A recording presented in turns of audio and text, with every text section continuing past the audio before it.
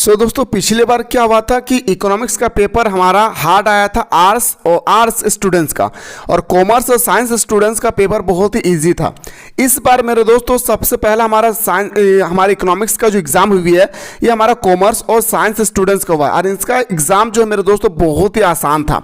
बहुत सारे स्टूडेंट्स कह रहे कि सर आप नहीं पढ़ाए हैं और वो क्वेश्चन नहीं आया है, तो फाइनली मैं आप लोगों को दिखाना चाहूँगा और वीडियो नंबर भी मैं बताऊँगा कि इस वीडियो से ही ये क्वेश्चन आई है। तो चलिए मेरे दोस्तों बिना देर के हम लोग क्वेश्चन को शुरू करते हैं। दोस्तों अभी आप आर्ट्स से लेकर स्टडी कर रहे हैं, मुझे पूरा उम्मीद है और आप सभी को अच्छी तरह से देखना चाहिए कि आखिर कॉमर्स और साइंस के स्टूडेंट्स में कैसे पूछे गए हैं और हमारे एग्जाम में किस बेस पर पूछे जाएंगे। बाकी जो साइंस स्टूडेंट्स है वो आप लोग मिला सकते हैं कि क्वेश्चन किस तरह से हमारा कितना सही हुआ है।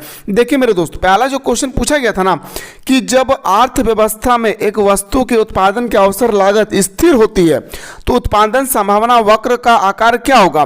तो मेरे दोस्तों मैंने आप लोगों को बता दें कि उत्पादन संभावना वक्र का आकार जो है मूलबिंदु की ओर नतोदर होती है, लेकिन मेरे भाई यहाँ पे पूछा गया है क्या कि अवसर लागत स्थिर होती है। जब अवसर लागत स्थिर होती है ना तो ये हमारा ग्राफ एक सरल रेखा के माध्यम से बनती है, मतलब हमारा option number A is the right answer हो जाएगी।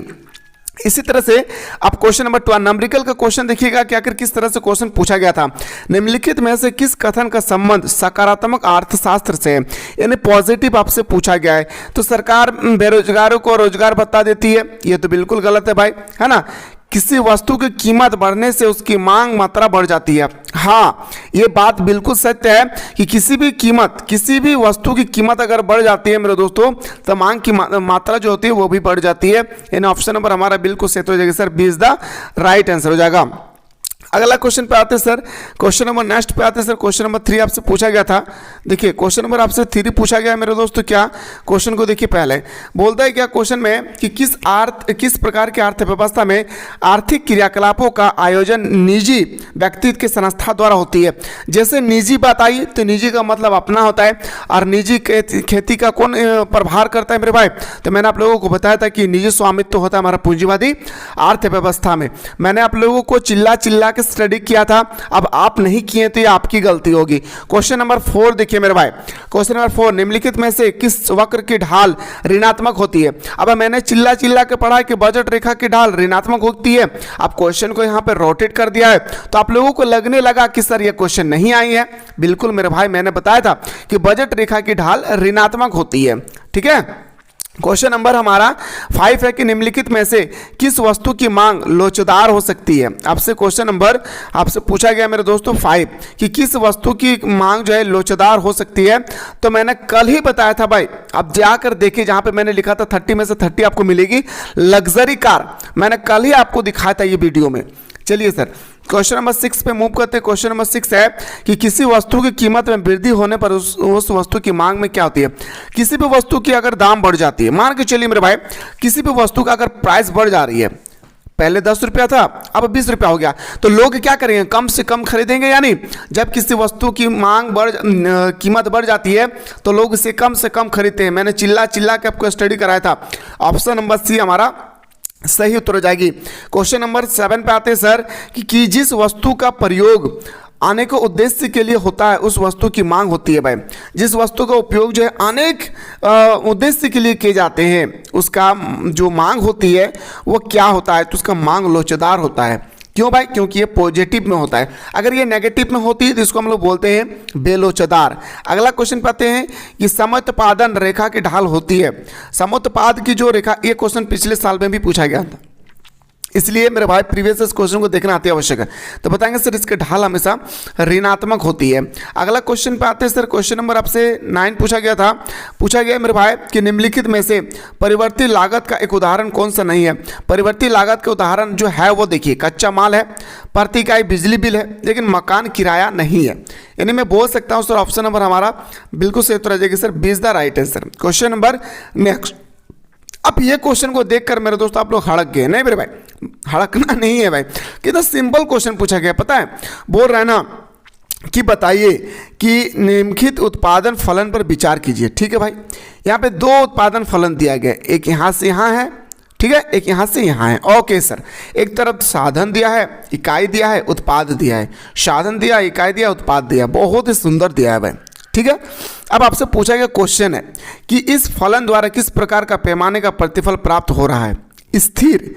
अब बोलेंगे सर स्थिर काहे ऑप्शन किए आप उस क्वेश्चन आती है आपका कि ऑप्शन ए क्यों सही होगा स्थिर। देखिए मेरे दोस्तों, 4 का 3 गुना करके रख दिया है 12, 7 का 3 गुना करके रख दिया है 21 और 25 का 3 गुना करके रख दिया है कितना 75।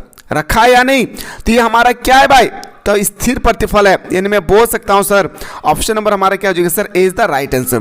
क्वेश्चन नंबर नेक्स्ट पे आते सर।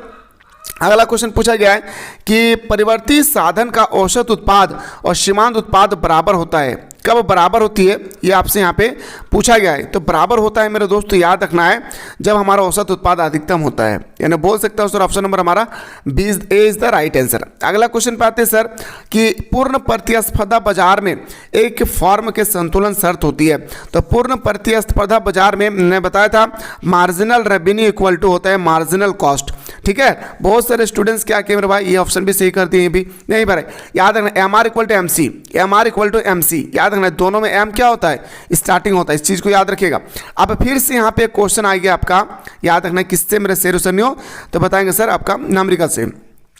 और ये क्वेश्चन मैंने आप लोगों को बताया है और आप लोग बोल रहे सर नहीं बताया है, इसीलिए मैं बोलता हूं भाई सही तरह से कि वीडियो देखा कीजिए मेरे दोस्त।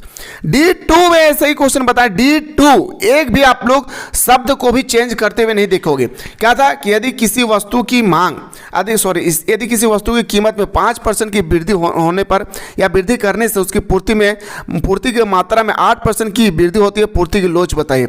अब इतना मारने का मन करता है ना मेरे दोस्त, क्या बताऊं, मैंने बताया था कि इलास्टिसिटी ऑफ डिमांड यानी पूर्ति की लोच इक्वल टू होता है मेरे दोस्तों, क्या होता है, तो बताएंगे सर ये होता है हमारा क्या, तो मात्रा में प्रतिशत परिवर्तन, पूर्ति में प्रतिशत परिवर्तन डिवाइडेड बाय होता है कीमत में प्रतिशत परिवर्तन। मैंने फॉर्मूला भी बताया था आप लोगों को, आप नहीं किए हैं तो ये गलती आपका है। मैंने फॉर्मूला बताया था कि पूर्ति की कीमत लोच या मांग की कीमत लोच बराबर पूछे तो बताना पूर्ति की मात्रा में प्रतिशत परिवर्तन डिवाइडेड बाय कीमत में प्रतिशत परिवर्तन। अब हमारा पूर्ति की मात्रा में कितना परसेंट दिया है सर, तो पूर्ति की मात्रा में हमें दिया है 8% और कीमत में कितना सर 5%। इनको इससे डिवाइड करेंगे तो आएगा 1.6। Option number B is the right answer. Question के लेवल देख लीजिए, हार्ड नहीं है, मैं बार बार कह रहा हूं। और आज आप लोग मैराथन क्लास में जुड़ना ना भूले, सारा स्टूडेंट्स को मैं कह दे रहा हूं शाम 4 बजे आज मैराथन क्लास है हमारा, याद रखना आज शाम 4 बजे हमारा महा मैराथन क्लास है, स्टार्ट होने वाला है। तो जो भी स्टूडेंट चाहते हैं फ्री में मैराथन क्लास को ज्वाइन करना, वो जल्दी से हमारा डिस्क्रिप्शन बॉक्स में जाएं। मैंने अपना एप्लीकेशन का लिंक देके रखा है, उस एप्लीकेशन को प्ले स्टोर से डाउनलोड कर लीजिए और मेरे दोस्तों डाउनलोड करने के बाद शाम 4 बजे हमारे साथ मुलाकात करें आपका महा मैराथन क्लास में। क्वेश्चन पे आते हैं सर, क्वेश्चन नंबर हमारा 14 है सर। पूछा गया किसी वस्तु की पूर्ति बढ़ने से वस्तु की कीमत में क्या होती है, किसी वस्तु की सप्लाई अगर ज्यादा बढ़ रही है, बताए मेरे भाई, ज्यादा से ज्यादा किसी भी वस्तु का जो सप्लाई बढ़ रही है तो क्या होगी, उसकी पूर्ति क्या होगी, सॉरी कीमत क्या होगी मेरे भाई, कम होगा। एंड ऑप्शन नंबर हमारा ए इज द राइट आंसर। अगला क्वेश्चन पे आते हैं सर 15। फिर से मेरे दोस्तों आपका एक यहां पे दिया गया है क्या, तो बताएंगे सर बहुत आसान है और ये 2023 में भी पूछा था। देखिए इसीलिए तो कहता हूं मेरे शेर और शेरनियों की PYQ करा कीजिए, आप लोग ध्यान ही देते नहीं है जो बताता हूं, ठीक है। देखिए क्या पूछा है 15 नंबर में कि निम्नलिखित तालिका के आधार पर बताइए संतुलन कीमत, बैलेंस पूछ रहा है, कितना सिंपल है भाई। अच्छा मैं अगर आपसे पूछूंगा कि कहां पे बैलेंस दिख रहा है तो आप बताएंगे सर 5 रुपया की कीमत पर बैलेंस दिख रहा है, हो गया ऑप्शन नंबर सी। कितना सिंपल क्वेश्चन है मेरे भाई, ठीक है। अगला क्वेश्चन, और डरना नहीं है, डर के आगे जीते भाई। समष्टि अर्थशास्त्र में समष्टि शब्द का अर्थ क्या है, समष्टि का शब्द का जो अर्थ होते हैं मेरे दोस्तों ये तो बहुत सिंपल है, समष्टि का मतलब समस्त भारतवासी यानी बड़ा। अगला है सर क्वेश्चन नंबर नेक्स्ट पे आते हैं कि मुद्रास्फीति की स्थिति में होती है। अब मुद्रास्फीति की स्थिति में आखिर क्या होती है आपसे यहाँ पे पूछा गया 17 नंबर में। तो मुद्रास्फीति का स्थिति होती है वस्तु की कीमत में वृद्धि, क्या होती है मेरे भाई, वस्तु की कीमत में वृद्धि होती है। क्वेश्चन नंबर आते हैं सर 18, पूंजी के परिश्रमिक को क्या कहा जाता है। तो क्वेश्चन नंबर इसका 18 का राइट आंसर होगा मेरे दोस्तों ब्याज, क्या कहा जाता है, ब्याज कहा जाता है। अगला क्वेश्चन पे आते हैं सर 19 नंबर।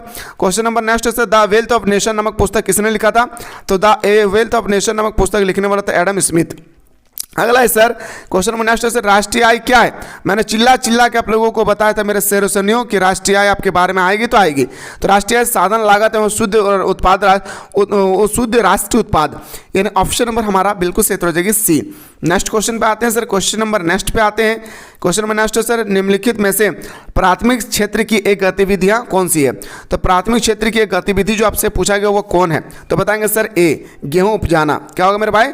गेहूं उपजाना, ऑप्शन नंबर ए हमारा सही हो जाएगा। अगला क्वेश्चन पे आते हैं सर, क्वेश्चन नंबर हमारा नेक्स्ट क्वेश्चन है 22, पूछा गया मेरे दोस्तों क्वेश्चन नंबर 22, माल सूची में क्या सम्मिलित होता है? तो माल सूची में जो सम्मिलित होती है ना, कच्चा माल, निर्धारण वस्तु, इन ऑप्शन नंबर डी हमारा राइट आंसर हो जाएगी। अगला क्वेश्चन पाते हैं 23 है, पूछा गया जीएनपी तथा एनएनपी का अंतर। कल ही मैंने ये वीडियो बताया था भाई, कल ही ये क्वेश्चन मैंने आप लोगों को करवाया था कि मूल्य ह्रास होता है। क्या होता है मेरे भाई? मूल्य में गिरावट आती है, मूल्य ह्रास होती है। और अगला वीडियो में मैं सब्जेक्टिव क्वेश्चन लेकर आ रहा हूँ, मोस्ट इंपॉर्टेंट क्वेश्चन, और एक नंबरिकल का जो सेक्शन होगी ना, वो नंबरिकल का सेक्शन को कर लेना भाई, क्योंकि नंबरिकल से देख रहा कैसे क्वेश्चन आ रही है, और 5 मार्क्स का भी नंबरिकल में क्वेश्चन पूछा गया है। ठीक है, ध्यान देना, उन सब कार्य क्वेश्चनों को छोड़कर नहीं आना है और डरना नहीं है। मैं फिर से कह रहा हूं, पूछा गया है कि निम्नलिखित में से कौन बैंक जनता से जमा स्वीकार नहीं करता है? तो रिजर्व बैंक ऑफ इंडिया। इसकी स्थापना कब होती है? 1935। ये भी क्वेश्चन आपके पेपर में आ जाएगी। अगला क्वेश्चन पे आते हैं सर, भारत में मुद्रा निर्गमन का कार्य कौन करता है? भारत में मुद्रा निर्गमन का जो कार्य करते हैं स्टेट बैंक ऑफ इंडिया करती है। कौन मेरे भाई? याद रखना, 20 जो हमारा 5 है, इसका 25 का हमारा डी होगा मेरे भाई, याद रखना, sorry, reserve bank of India. 25 का हमारा डी इसका राइट आंसर हो जाएगी। अगला क्वेश्चन पे आते हैं 26 है कि निवेश में परिवर्तन और आय में परिवर्तन का अनुपात को क्या कहते हैं? कितना सिंपल क्वेश्चन पूछा गया मेरे भाई, बताइए। निवेश में परिवर्तन, निवेश में परिवर्तन, ठीक है, और आय में परिवर्तन, डेल्टा आई, कितना सिंपल। के इक्वल टू मैंने बताया था, यानी के का मतलब क्या होता है? के का मतलब गुणांक होता है सर, ऑप्शन नंबर बी। इत्मीनान से बनाना भाई। देखिए फिर से आपका एक नंबरिकल क्वेश्चन दिया गया कि यदि किसी अर्थव्यवस्था में उपभोग की प्रवृत्ति अगर एमपीसी अगर 0 है, अब मैंने फॉर्मूला बताया था, के इक्वल टू 1 माइनस एमपीसी बताया था या नहीं? तो 1 माइनस 0.6 पॉइंट काटेंगे तो आएगा सर 1/0.4 पॉइंट काटेंगे तो आएगा सर हमारा कितना 4 दूने 2 5 10 2 दूने 4 मतलब 2.5 आएगा। यदि ऑप्शन नंबर हमारा क्या हो जाएगा मेरे भाई? सी हमारा राइट आंसर हो जाएगी।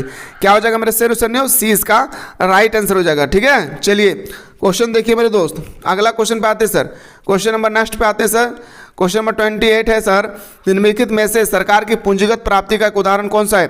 पूंजीगत प्राप्ति का सरकार के जो उदाहरण होती है ना, वह कर्ज है। ऑप्शन नंबर हमारा सी इसका राइट आंसर। अगला क्वेश्चन पे आते हैं 29, पूछा गया है कि संतुलित बजट क्या है? चिल्ला चिल्ला के बताते हैं मेरे भाई संतुलित बजट के बारे में कि प्राप्ति माइनस व्यय, कितना लाभ हुआ कितना नुकसान हुआ वो अलग मैटर है, पहले एक्सपोर्ट माइनस इंपोर्ट करेंगे। ठीक है, अगला क्वेश्चन पे आते हैं सर 30। देखिए भाई 30 में भी फिर से आपसे पूछा गया क्या? तो आपसे पूछा गया मेरे दोस्तों नंबरिकल क्वेश्चन। आपसे क्वेश्चन नंबर 13 पूछा गया, एक वर्ष में एक देश केवल वस्तु के व्यापार के दौरान 250 करोड़ रुपया का आयात तथा 300 करोड़ रुपया का निर्यात करती है। व्यापार संतुलन कितना है? बस कुछ नहीं करना है, व्यापार संतुलन का फॉर्मूला आता है, जितना रुपया का आयात क्या है उतना रुपया का निर्यात से घटा देना, बस सिंपल सा हो गया। 50 करोड़, कितना सिंपल सा क्वेश्चन था, है ना। आप ऑब्जेक्टिव क्वेश्चन देखिए मेरे भाई, बाजार अर्थव्यवस्था में किसे कहा जाता है? उदाहरण बताइए। उदासीन वक्र कल ही मैंने बताया था। सीमांत लागत क्या है? यदि किसी वस्तु की सीमांत लागत 10 इकाई उत्पादन लागत से 60 रुपये हो जाती है घर।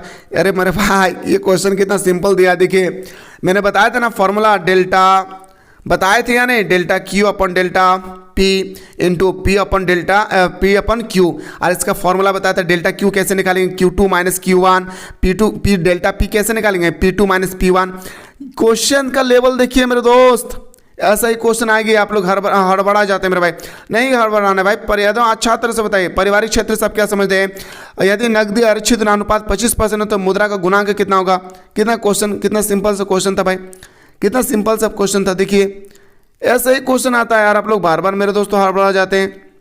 ये भी नंबरिकल का क्वेश्चन है। सरकार के पूंजीगत प्राप्ति क्या होती है? खुली अर्थव्यवस्था से आप क्या समझते हैं? भुगतान संतुलन के पूंजी खाते के बारे में। फिर आपसे राजस्व प्राप्ति क्या है यार? पूंजीगत प्राप्ति के किस प्रकार भिन्न है? खुली बाजार करवाया क्या है? कितना सिंपल क्वेश्चन। राष्ट्रीय आय क्या? एक क्वेश्चन आएगा राष्ट्रीय आय के बारे में। ठीक है, देखिए ये रेखा चित्र भी दिया गया है, क्वेश्चन हार्ड नहीं था मेरे दोस्त, लेकिन हाँ ये वो बोल सकता हूँ। अब 5 मार्क्स वाला देखिए, मांग की लॉज को प्रभावित करने वाले कारक, ये आएगा ही आएगा। उत्पादन फलन क्या है, ये भी आएगा। पूर्ण प्रतियोगिता बाजार, मैंने कल ही बता दी कि ये क्वेश्चन पेपर में देगा, दे ही दिया है भाई। व्यावसायिक बैंक, देखिए अब देखिए आपसे न्यूमेरिकल क्वेश्चन में कैसे पूछा गया था। क्वेश्चन हार्ड नहीं है, बस स्टूडेंट्स पढ़ते नहीं है साल भर, अब बोलते हैं कि मुझे इंपॉर्टेंट क्वेश्चन चाहिए। लेकिन हाँ, मैराथन क्लास में जुड़ना ना बोले, डिस्क्रिप्शन बॉक्स में हमारे एप्लीकेशन का लिंक दिया, ज्वाइन कर लीजिएगा। फिलहाल बात करता हूँ सब्जेक्टिव क्वेश्चन के साथ।